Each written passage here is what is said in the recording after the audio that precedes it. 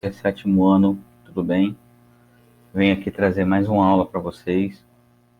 Na aula anterior, nós falamos sobre a classificação dos seres vivos, certo? Então, vimos o que é um domínio, o que é um reino, filo, gênero, espécie, como que os seres vivos são organizados para serem estudados, ok? E hoje vamos começar a falar um pouco dos reinos, certo? Então, nessa aula, vamos falar de três reinos da natureza. Então, vamos falar hoje sobre os moneras, os protoctistas e os fungos, certo? O grupo dos moneras vai ser o grupo das bactérias, o reino das bactérias, os protoctistas, o grupo dos protozoários e das algas, e os fungos vai ser o reino fungi, vai ser o reino dos fungos, certo? Então, após assistir esse vídeo, deixem seu joinha lá no vídeo e leiam o capítulo 2 lá no tema 3, capítulo 2, página 82 a 85, que para vocês poderem complementar o estudo de vocês, e também tem os exercícios, né, nesse capítulo, então vocês já podem ficar à vontade para poder já começar a fazer esses exercícios, tá bom? Então, vamos embora. Então, reino Monera, pessoal. O reino Monera vai ser o reino das bactérias, como já dei um breve spoiler para vocês. E quais são as características gerais do grupo? Então, ó, nós temos o seguinte, ó. Todo mundo do reino Monera vai ser procarionte, ou seja, não tem membrana nuclear contendo o seu DNA, e vão ser unicelulares, ou seja, vão ser formados por uma única célula, ok? Então, todas as bactérias possuem essa característica principal, que é ser procarionte e unicelular. E aí agora nós temos o seguinte, as bactérias, em relação à questão da nutrição, de como que elas sobrevivem, elas podem ser autotróficas.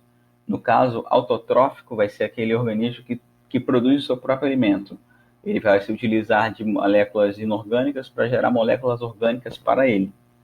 E aí, por exemplo, as bactérias podem fazer fotossíntese, certo? Então, elas vão utilizar a luz do sol e mais elementos que tem no ambiente para gerar moléculas orgânicas para que elas possam sobreviver.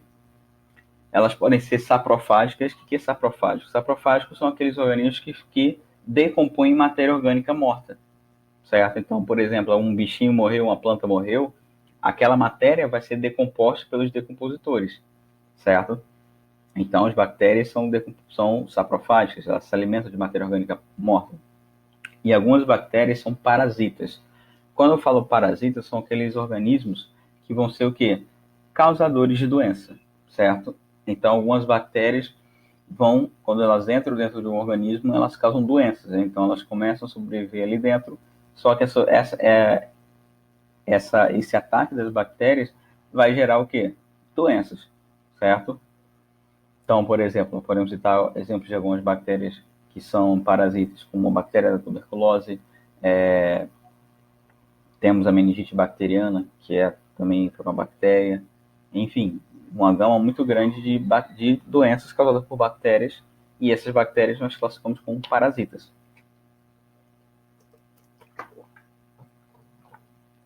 E nós podemos dividir as bactérias em dois grandes grupos, as eubactérias e as árqueas. As eubactérias são bactérias mais comuns que nós temos, digamos, são as bactérias mais modernas, digamos assim. São bactérias mais abundantes que nós temos no planeta, certo? São aquelas bactérias que, digamos, são no topo da evolução das bactérias, ok? E as árqueas são bactérias mais primitivas, são bactérias que já existem há muito tempo, há milhões e milhões de anos, e são chamadas de bactérias extremófilas. O que é uma bactéria extremófila? Bactéria extremófila é aquela bactéria que ela vive em situação extrema. Por exemplo, num lugar muito quente, ou num lugar muito frio, num lugar onde você tem muito sal, num lugar muito que tem muitos gases tóxicos, certo? Então, o que tem muito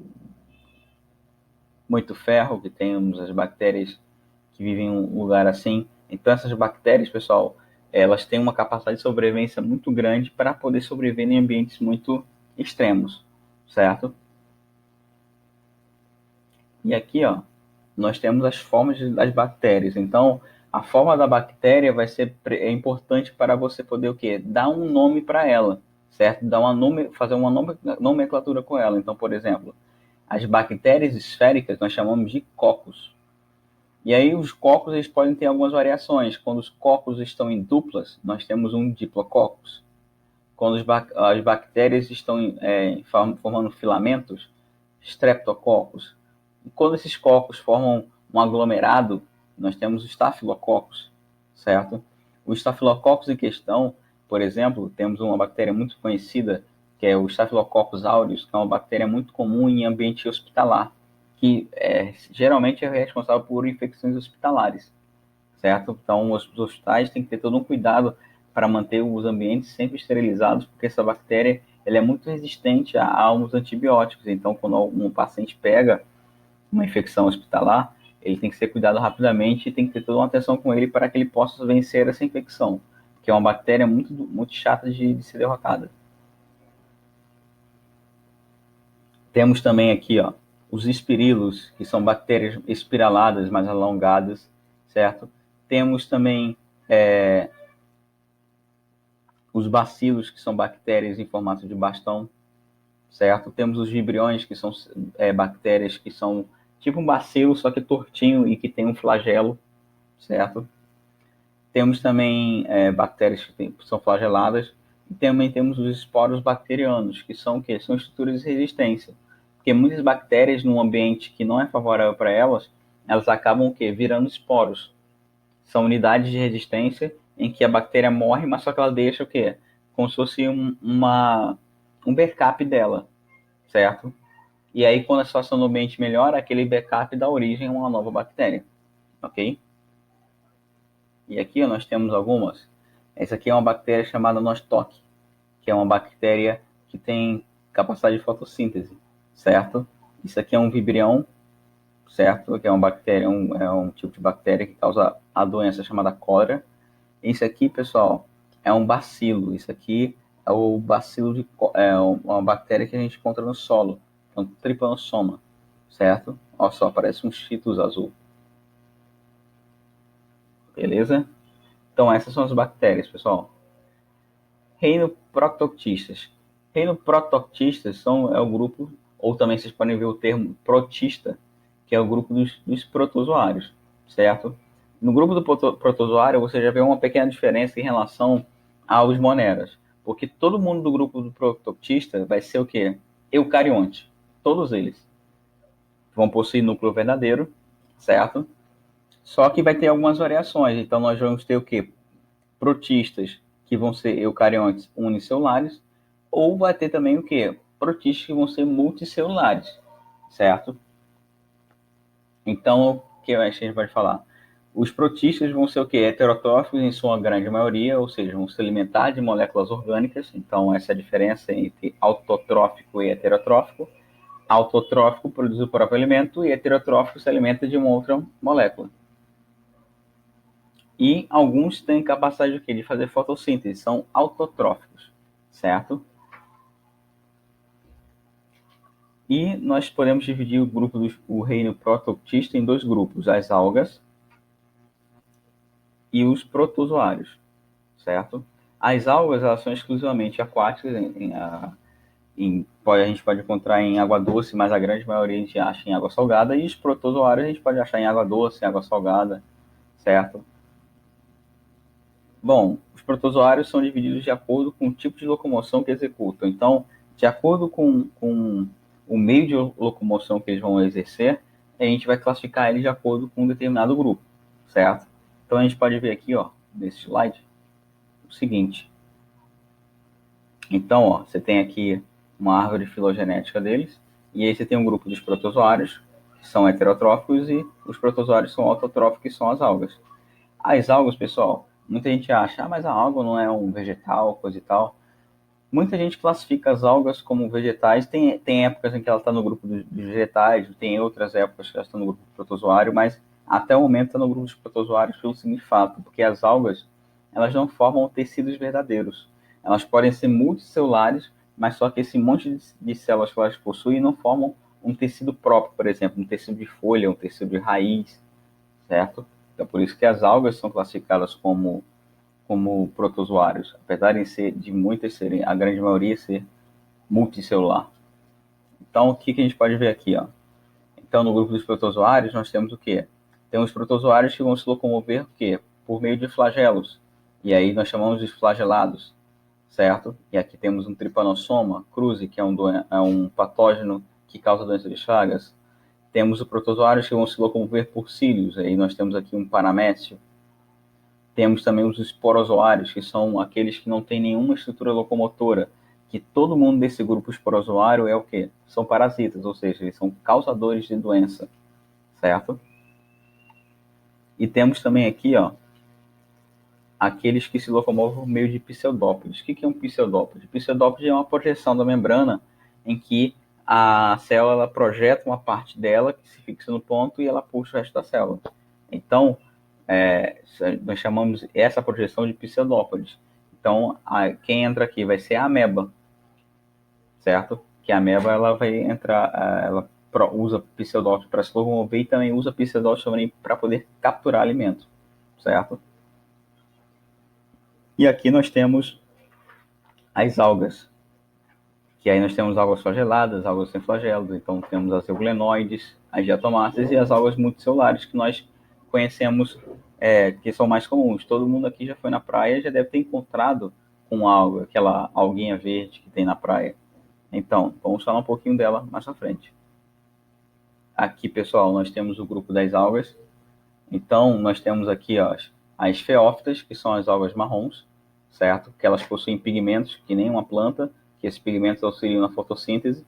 Então, um pigmento mais amarronzado, nós temos as feófitas. Temos as algas vermelhas, que são chamadas de rodófitas, certo?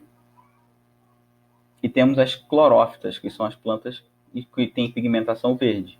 Essa aqui é uma alface do mar, que nós encontramos muito, é uma alga bastante comum que nós encontramos na praia.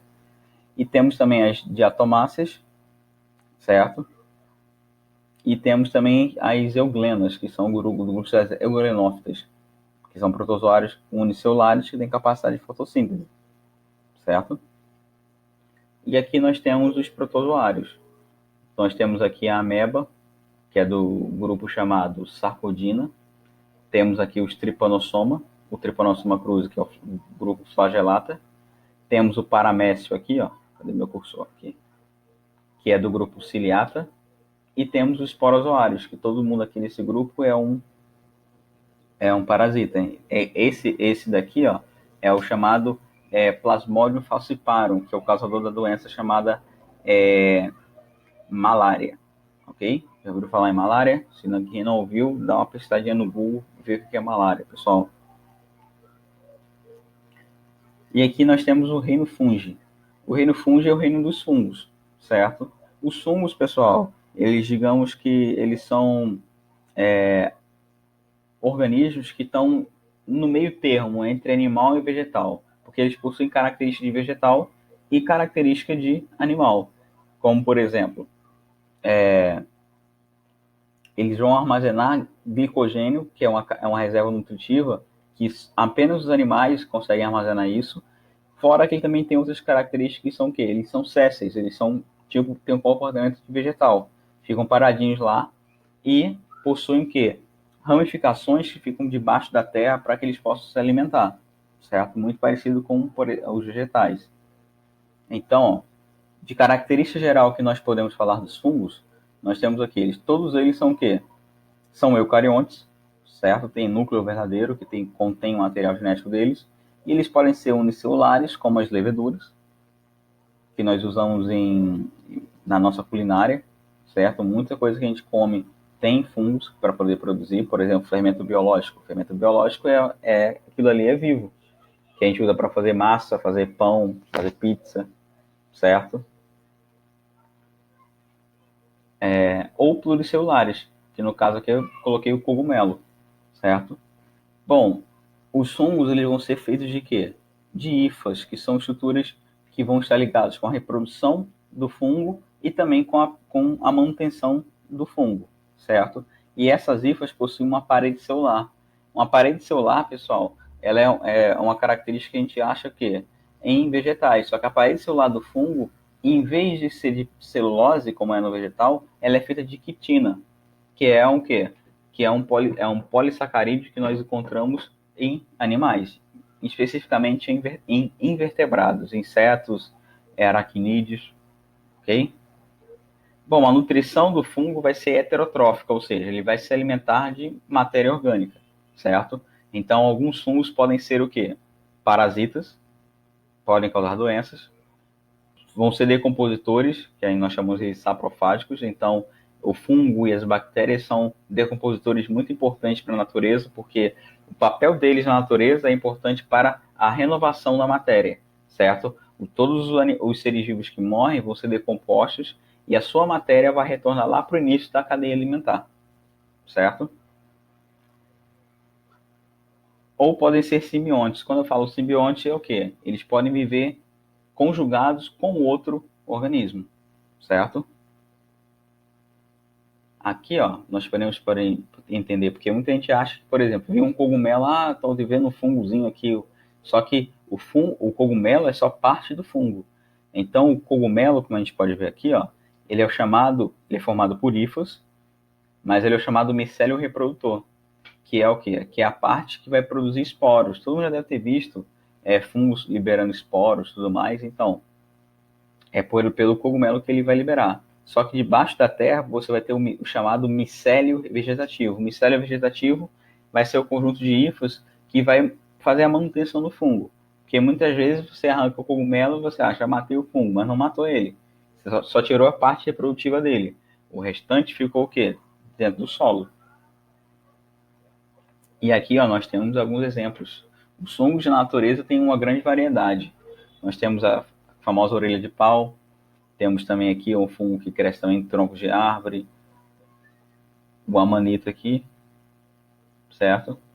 E também temos aqui o fungo que dá nos alimentos, que forma essa capinha escurecida em cima deles. Beleza? Então é isso, pessoal. Então, próxima aula, vamos pegar mais um reino. Se eu não me engano, acho que é o reino vegetal ou o reino animal. Agora me fugiu, mas qualquer dúvida, só me procurar, me manda mensagem no privado, tá bom? Já podem ir fazendo os exercícios, se vocês quiserem, tá legal? Então é isso. Fiquem bem e bom final de semana para vocês. Até a próxima.